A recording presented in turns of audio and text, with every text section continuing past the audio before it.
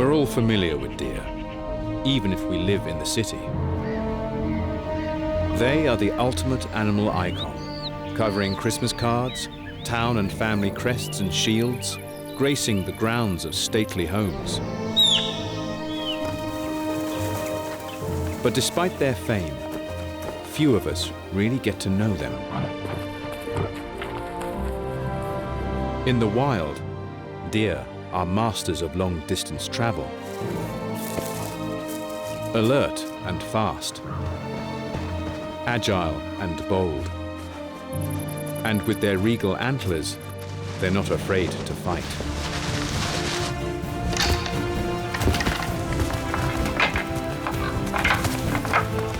Deer undergo huge changes throughout the year. The only way to really appreciate deer is to watch them grow.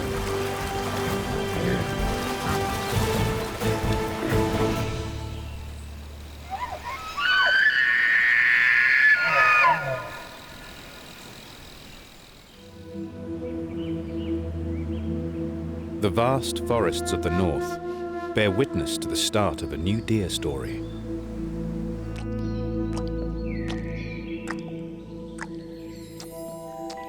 The calf is small, but he's been born to the biggest of deer kind. Adult moose can weigh a ton and stand taller than a man. Right now, the mini moose needs TLC. From birth, his instincts are strong, and he staggers to his feet. His mother's eating the afterbirth. She doesn't want any traces of the new arrival to be left. The world is a dangerous place for deer, especially little ones. It's going to take him a while to master those gangly legs. Mum has double trouble, a twin daughter, taking a bit longer to find her feet. Instinct runs strong in all baby deer. All know they must master their legs. It's the only thing that will keep them safe. Though their mother is careful and attentive, she will fast-track their development. The youngsters will have to go it alone by the end of the year.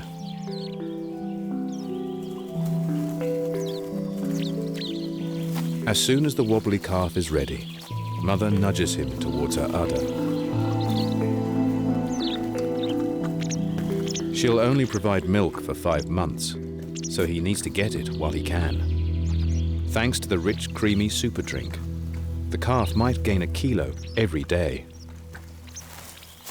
Mum turns off the tap.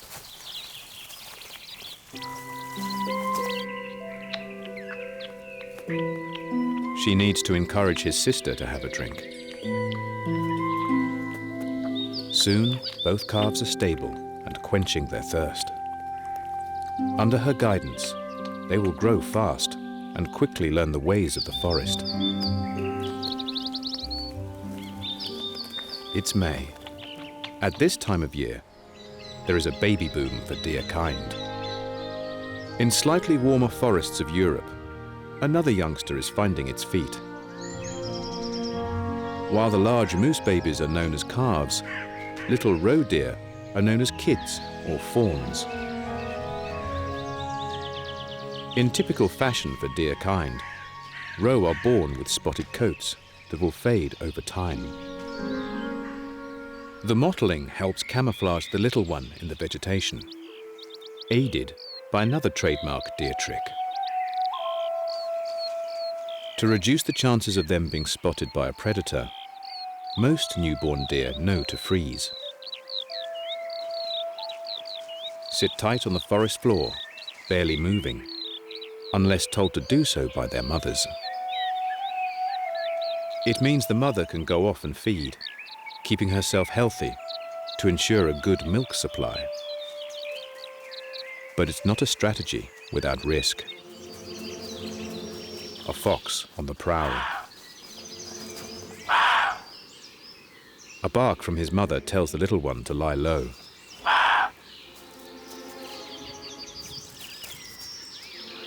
The fox is dangerously close. But there's a greater threat looming. Meadows are like jungles to the little deer, and ideal places to hide out. But not today. The jungle is being clear-cut. Mass destruction.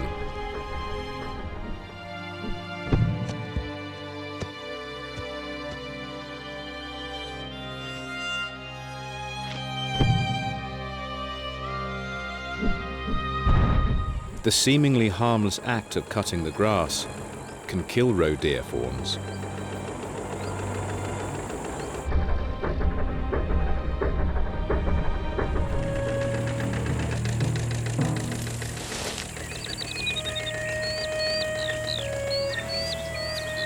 Fortunately, this one has the sense to creep out of the way.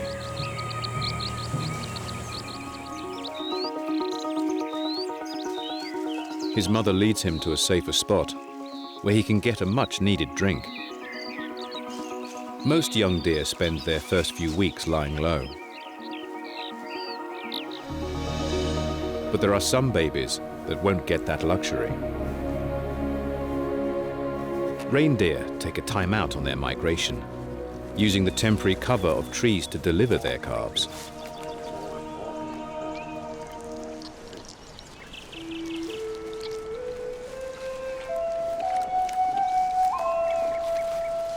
This little calf will be born to a life on the move.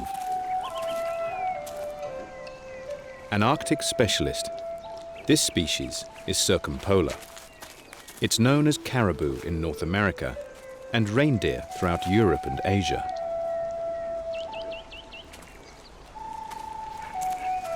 Under either name, it performs the longest migration of any land animal. Some populations cover 5,000 kilometers a year. That's like walking the entire length of Africa. The only time these nomads get a pit stop is when they give birth. But the break will be brief. More than any other deer, the calf must find its feet.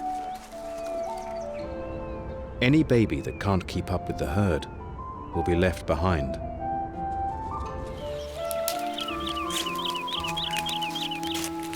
At just days old, her life of walking gets underway. Like the wildebeest of Africa, reindeer must keep constantly on the move in search of fresh grazing. If they stay in one place too long, the food will dry up. She'll track with the herd over tundra, through forests and marshland, even crossing mountains.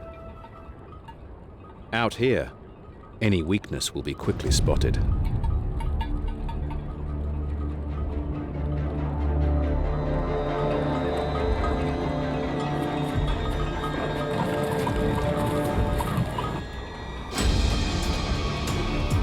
The golden eagle weighs more than the baby deer. Soaring on 2-meter wings, it has no trouble keeping up with the herd.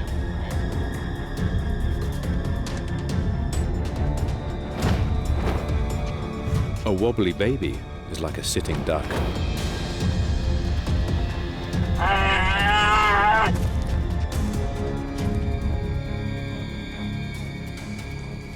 A calf falls to its talons.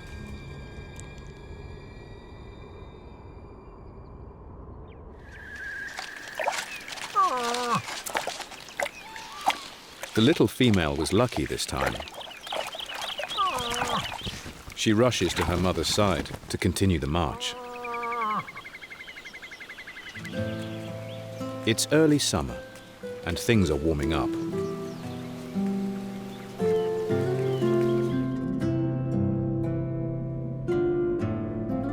The world over,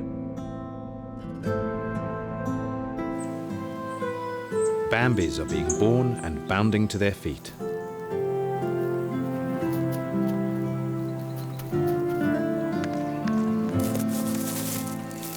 sometimes twins, often on their own. Usually spotted.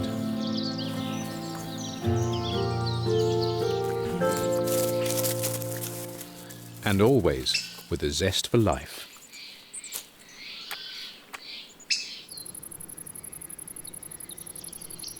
For 10 days, this classic Bambi baby, a spotted fallow deer, has hidden in the forest.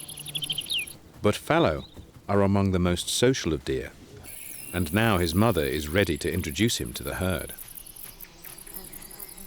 For the first time, he meets other deer of his own age. Everyone wants to meet the new arrival. Most deer babies arrive within a few weeks of each other. The herds are playing a numbers game. If there are lots of babies all at once, it will be a lot harder for a predator to dent their numbers. The little male is shy at first, but it doesn't last long.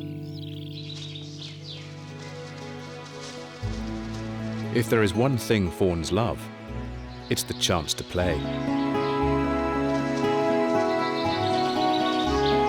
Though it's just fun and games, it's strengthening his body, teaching him social and survival skills, and getting him well integrated into the herd. So far, none of the babies have seen their dads, or even an adult male deer. And there's good reason. For most of the year, the sexes live apart. Why is a mystery. It might just be that because the females are not interested in breeding while they have young fawns, the boys can't be bothered with them. But it may be something more useful. It might be that the females and their young have access to the best spots for food and safety, and the males give way to reduce competition.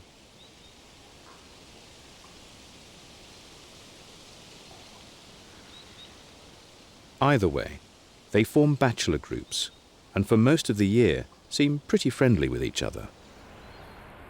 By getting together early in the season, they can get to know each other and work out who are friends or rivals before hormone levels rise later in the year and things get a bit more complicated.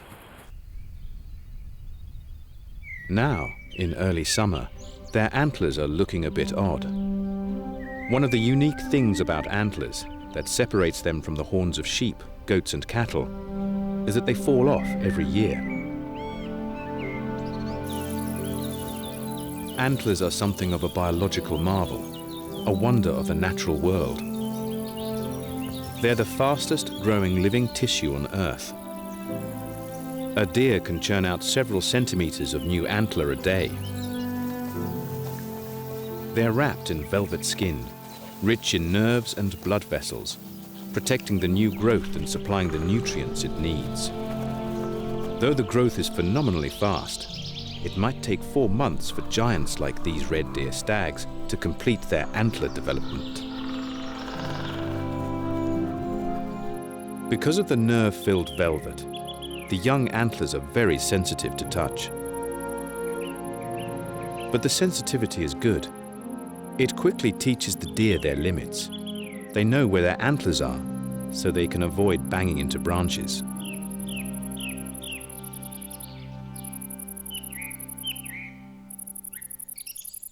Though the antlers can be used as weapons, their main function is to show off.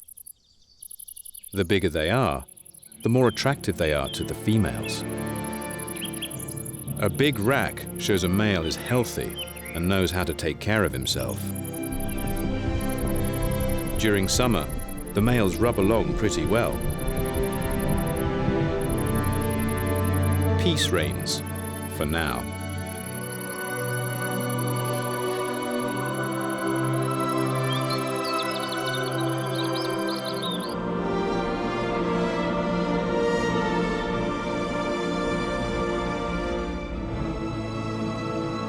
Reindeer stand out among the family. They're the only species of deer where both male and female have antlers. In this habitat, it's hard to make a living. Animals must defend any food resources they can find. The female reindeer can use their antlers to clear snow to find plants underneath. But they can also use them to defend their hard-earned meal. The girls with the biggest antlers are generally the healthiest because they get the richest pickings. The antlers also help the females to defend their calves, something the males won't help with, because in Reindeer 2, the males get a bachelor party underway. They have reached their summer feeding grounds, where lichen, their preferred food, is plentiful.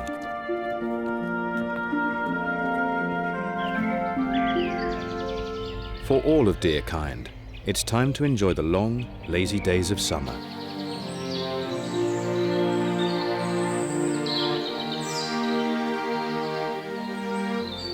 The fallow deer fawns are growing fast, thanks to the rich supply of milk from their mothers.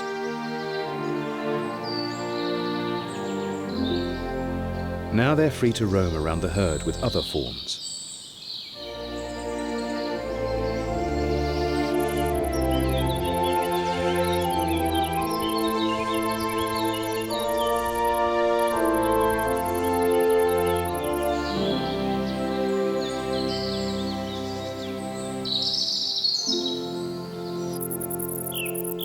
The red deer hinds and their young hang out on lush meadows, but close to the edge of the forest where they can dash for cover. The fawns have doubled in size, but are still covered in their baby spots.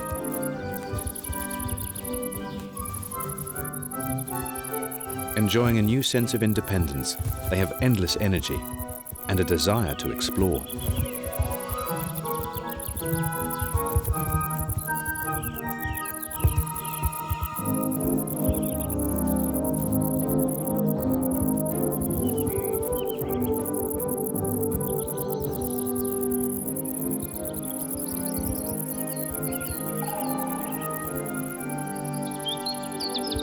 But it's a dangerous time in their young lives.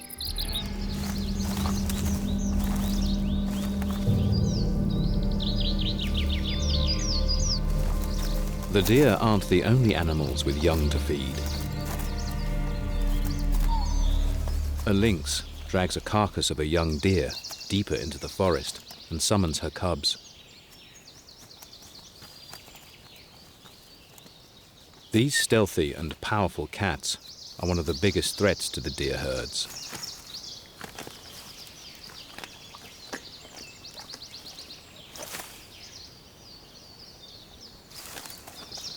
Many fawns have survived, but it's still early days. Over their lives, the dangers will be non-stop. But the carnivores don't always have their upper hand. On the plains of the American West, young mule deer are often targeted by the wily coyote. The foraging wild dog spooks the herd. Well, at first. But the does regroup. They're not happy about his intimidation tactics. By joining forces, their 5 sets of pointed hooves are more than the coyote can handle.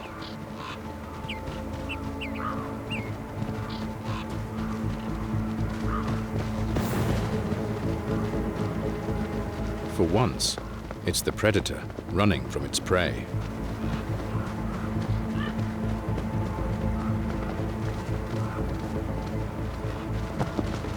Wherever they share a home, wild dogs are a threat to deer.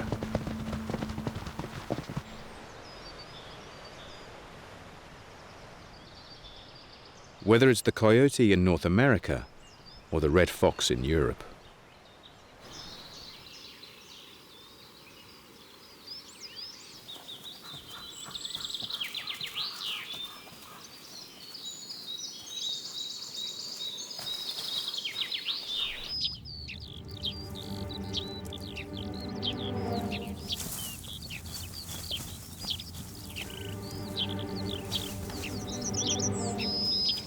But a fox isn't going to dampen the roe deer's spirit.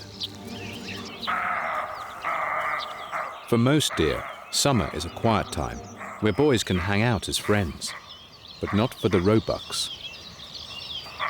This is the start of their rut, the breeding season. For most deer, this would not be a good time to get pregnant, but female roes have a unique trick. She gets pregnant in the summer, but will delay development until the end of winter. If her body is in good enough condition, she'll commence with a pregnancy. If the winter's harsh, she can just terminate and get herself back into good shape for the next season.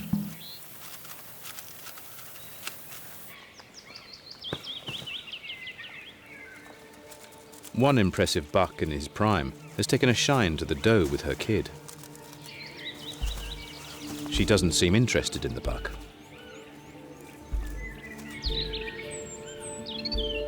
But the male fawn does.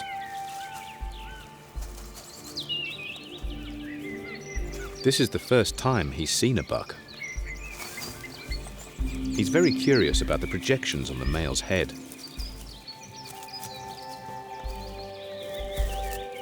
Perhaps he imagines what it would be like to have such weapons himself.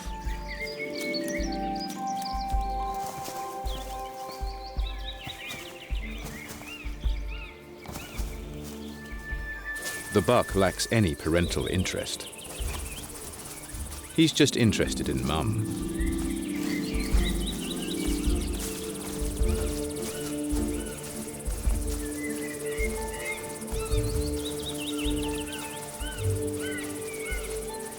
Regardless of the fawn's curiosity, the buck continues his persuasive tactics, and eventually they pay off.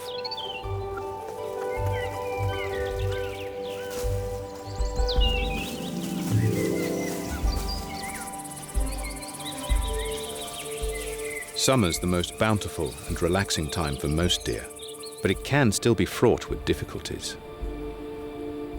It can get hot. Red deer climb slopes to get relief from mountain air.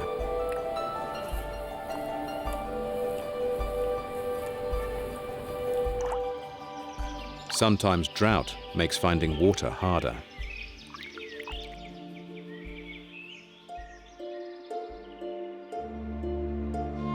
But summer storms can also have the opposite effect.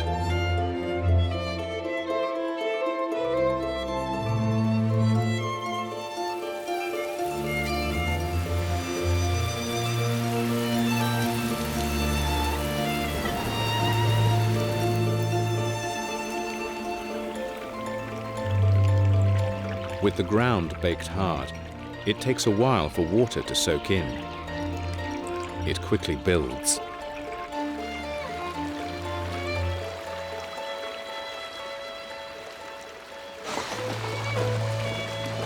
Animals of the lowlands might find themselves swimming for their lives.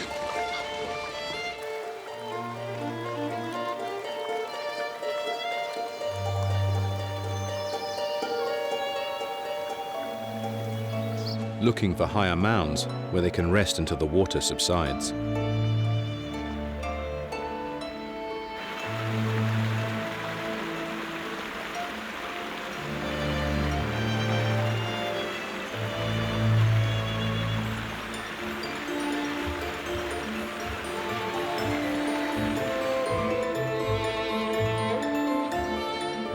Eventually, the summer sun will burn off the clouds.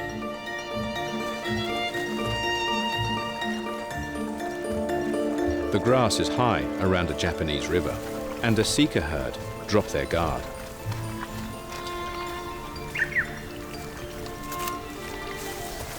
The youngsters are learning the ropes.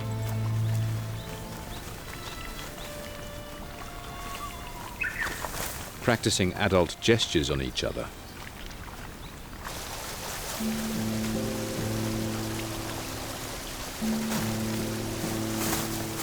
But they're not the only ones on a steep learning curve.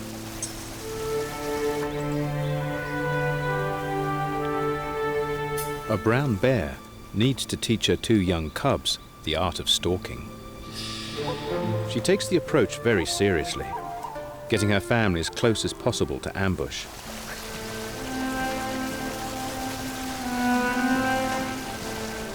It's a game of patience. Not something baby bears are very good at. With the youngsters threatening to blow their cover, Mother Bear knows it's now or never.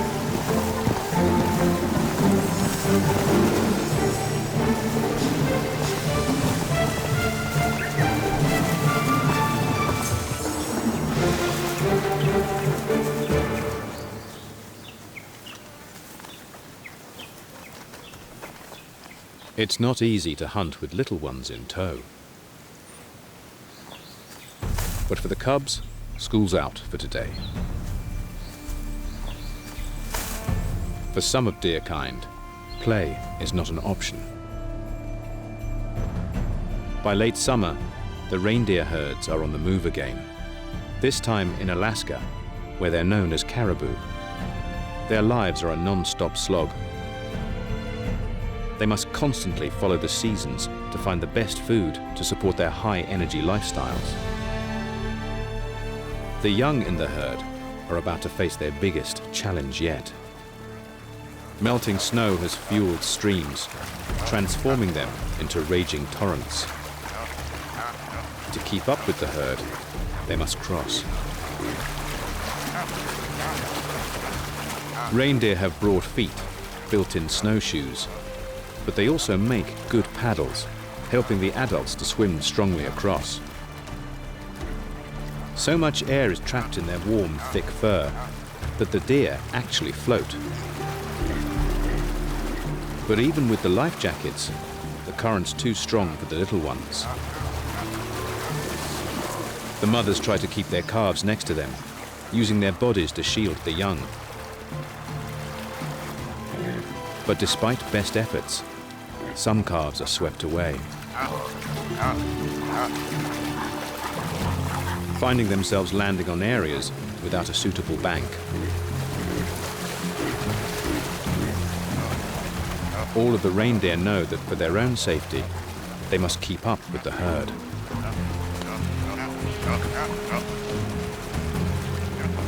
The harsh reality is that if the calf can't survive a river crossing, it has no chance of getting through the migration. It's the ultimate test.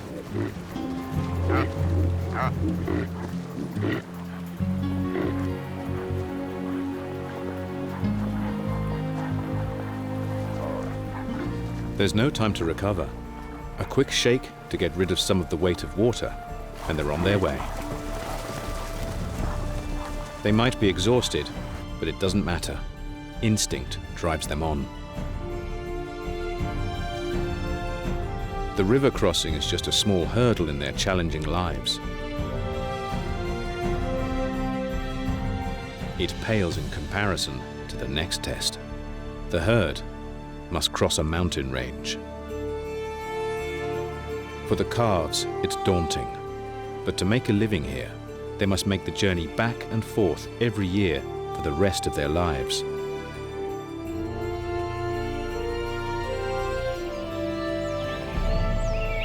Summer is short-lived, and as the days shorten, changes are afoot for bucks and stags around the world.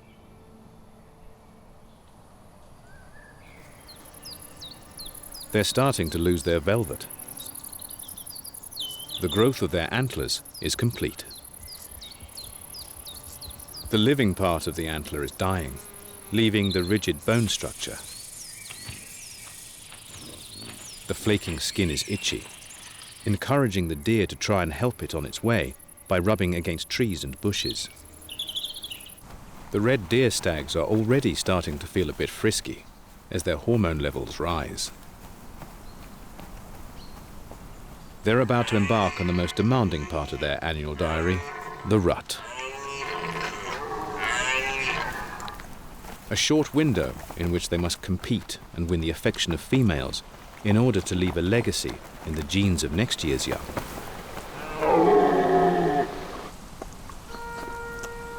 The males start sniffing at the girls to see which might be most receptive to mating.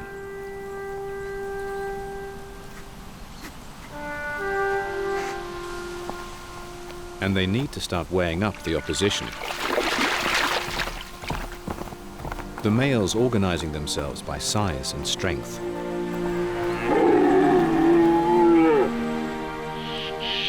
They're lining up for the big fight that lies ahead.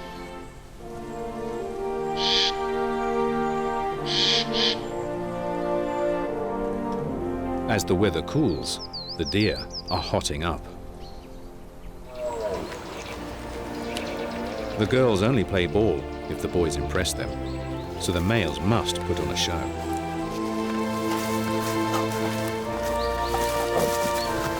They pee on themselves and roll in their own waste, a urine wallow, drenching themselves in hormone-laden cologne.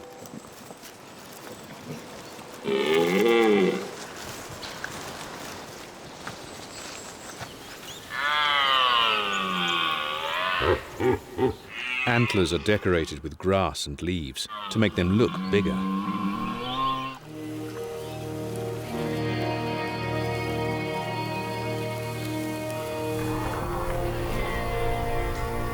There's a lot of showing off, posturing, strutting with their heads held high to show off their rack. And all male deer like not only to be seen, but heard. They all have their own distinct war cries, known as a bugle. The bugle is an indicator of fitness. The biggest, strongest bodies will produce the deepest and most powerful sounds, broadcasting to other males the scale of the opposition and advertising the most desirable male to the girls.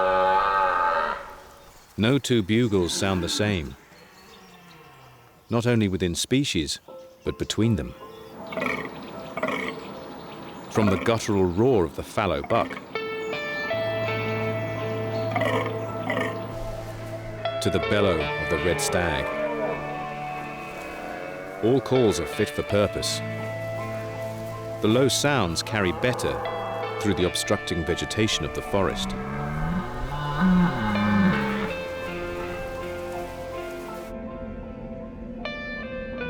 In North America, the red has a close cousin, known locally as elk or wapiti deer.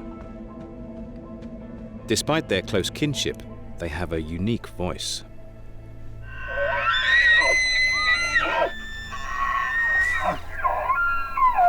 The higher call carries over open plains and valleys.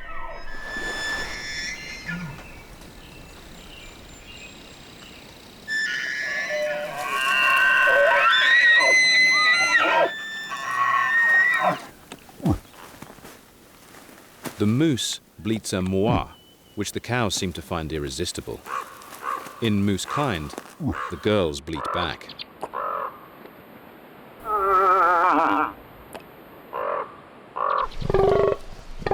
The sheer scale of some of the stags is enough to remove the competition. They can just round up the hinds and will spend a few weeks servicing them, hoping to father the next generation. This is a tough time for this year's calves and fawns.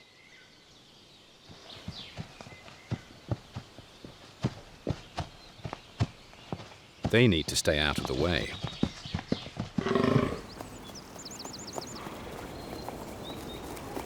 They're weaned by now, no longer dependent on mother's milk, but still used to her constant company.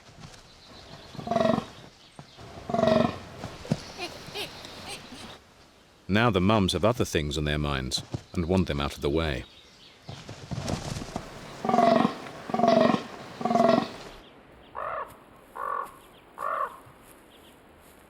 The mother moose is in season. A bull's picked up her scent and is following her every move.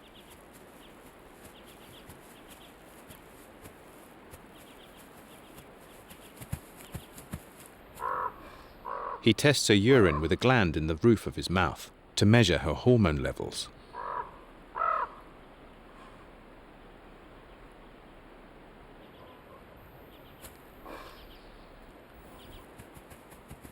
The moose calf isn't ready to say goodbye to his mother, but it would be dangerous to be caught in the path of the huge bulls.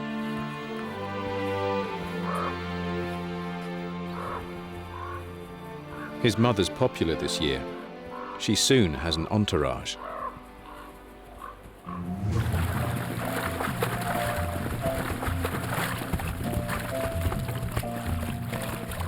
She'll have the pick of the crop.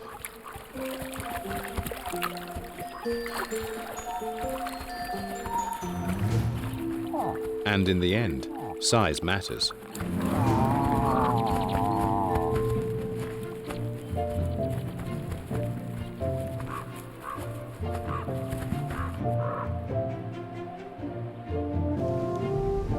Of course, in America, the moose are supersized. The Alaskan moose are the biggest deer on the planet. These giant deer stand head and shoulders above the rest, more than 2 meters tall and weighing close to a ton. They also have the largest antlers on Earth. Even the tallest person could lie across them, and they weigh more than the entire body of most other kinds of deer.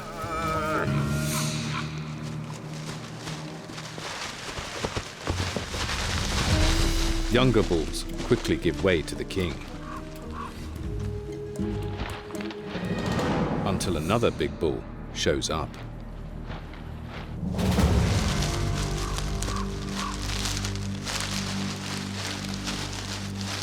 A signal is sent.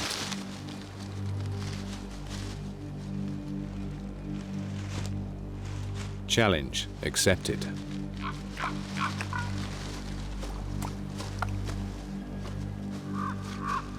When equally sized males meet, there is only one way to settle the match.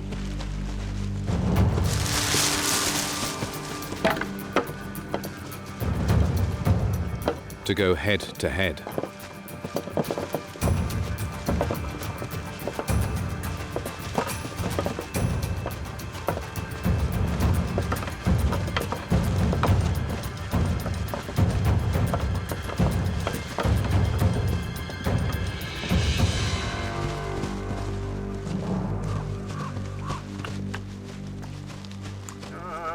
It's time for deer of the world to unite.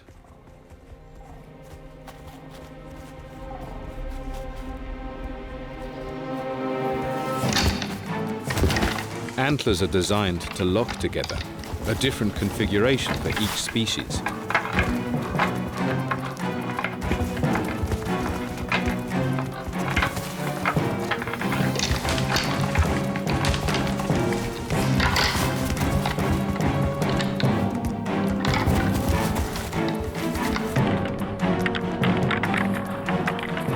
It's like a brutal arm wrestle, a test of strength.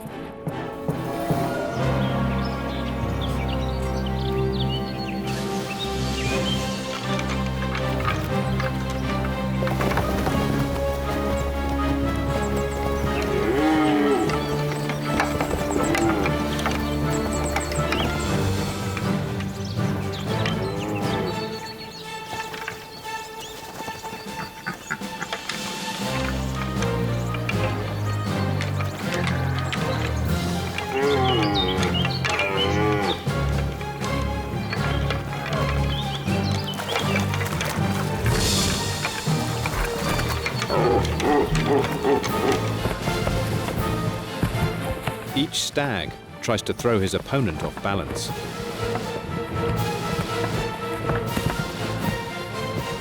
The stakes are high.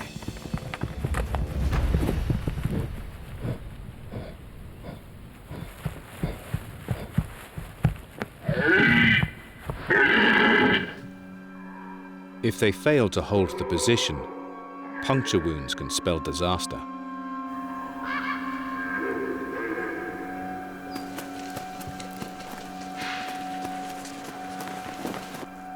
Other animals are quick to take advantage of the fallen.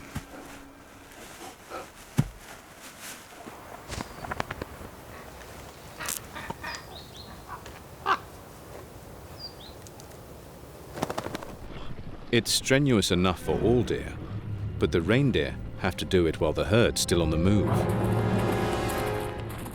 the males run themselves ragged, trying to keep groups of wandering females together, and always having to chase away competition.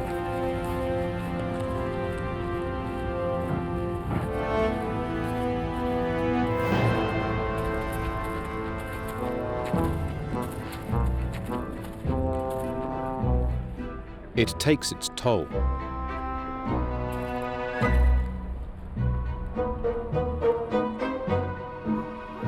Time for a power nap.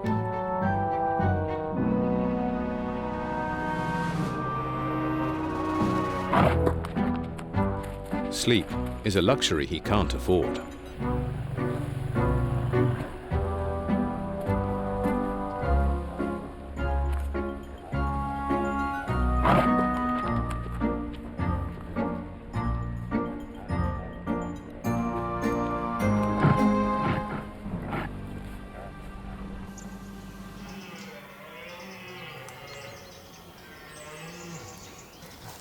Successful males get to mate.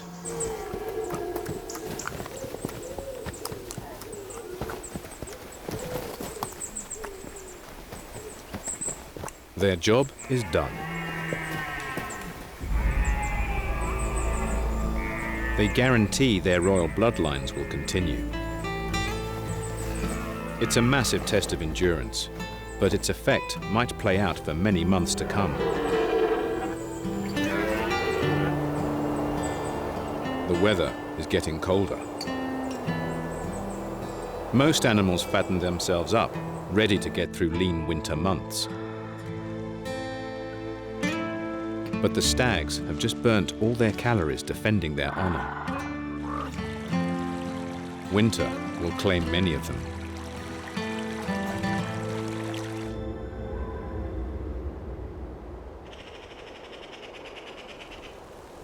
As the weather worsens, red deer leave the open grassy slopes and seek shelter in the forest.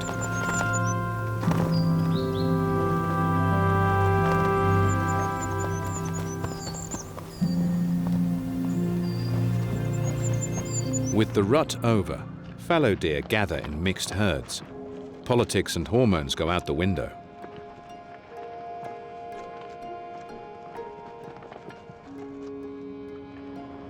Now, staying together increases their chances of spotting and avoiding danger during the tough times that lie ahead.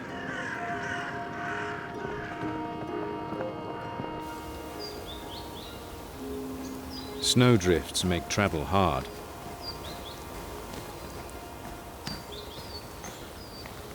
Their pointed hooves sink into deep snow, slowing them down.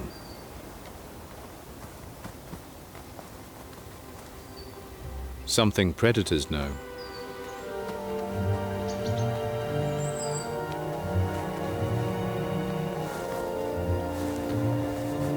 With their broad, hairy paws, lynx are experts in walking silently across the snow. They take advantage of the deer's predicament.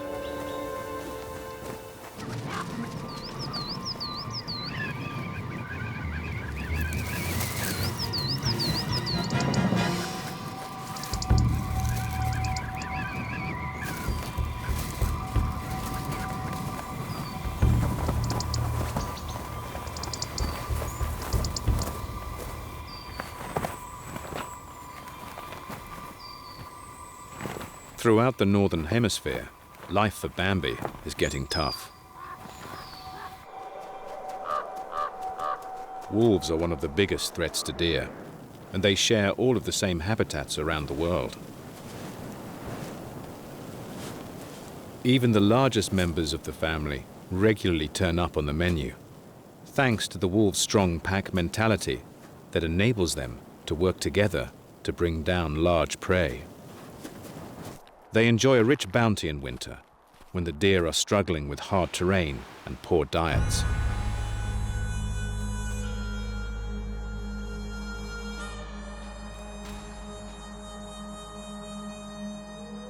Though the brain power of deer is not to be underestimated, a huge elk bull is under attack.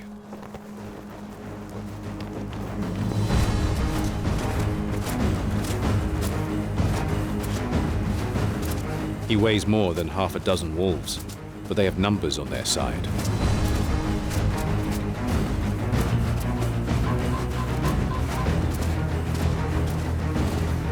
They're trying to tire him out.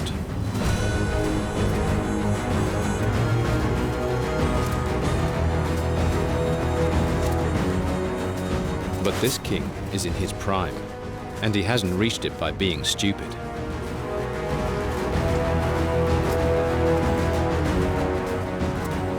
He makes straight for the freezing river. He knows the wolves won't risk the cold and currents. But his thin legs keep most of his body high and dry while he waits for the pack to give up.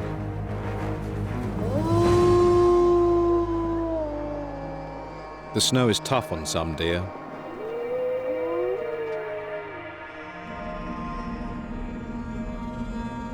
But there is one deer that has such a mastery over its snowy home that it's become an icon of the season to humans. The reindeer. Keeping on the move with broad, snowshoe hooves and cloaked in dense, double-layered fur, they can travel the forest in search of food.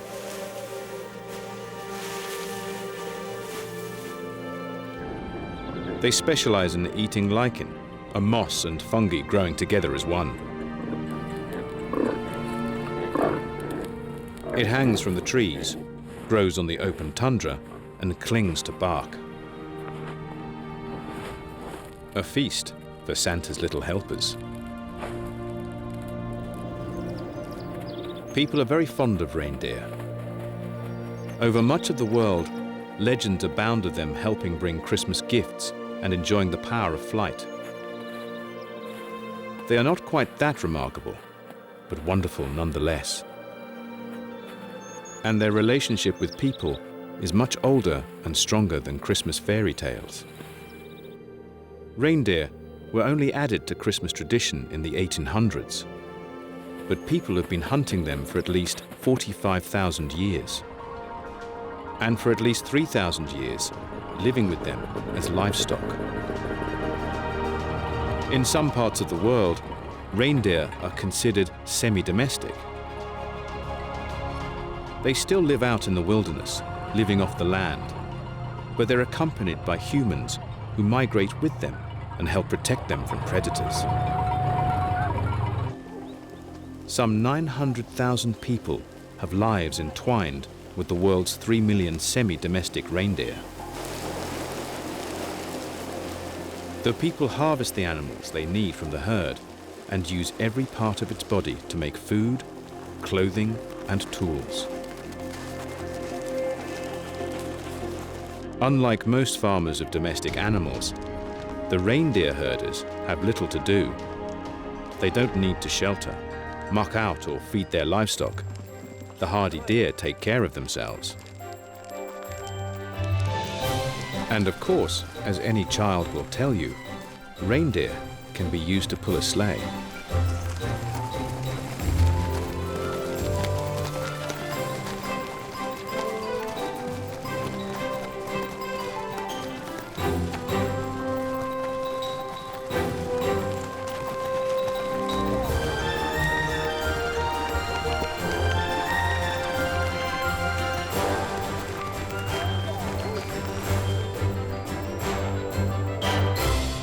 Winter tests the endurance of deer kind.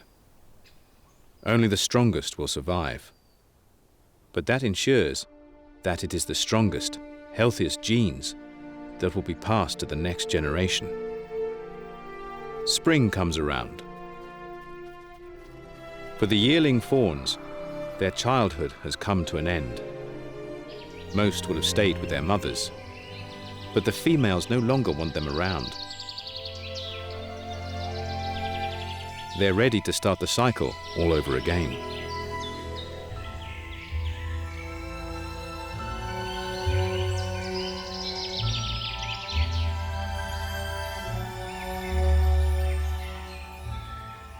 Last year's young need to use all they've learned to go it alone in the dear world.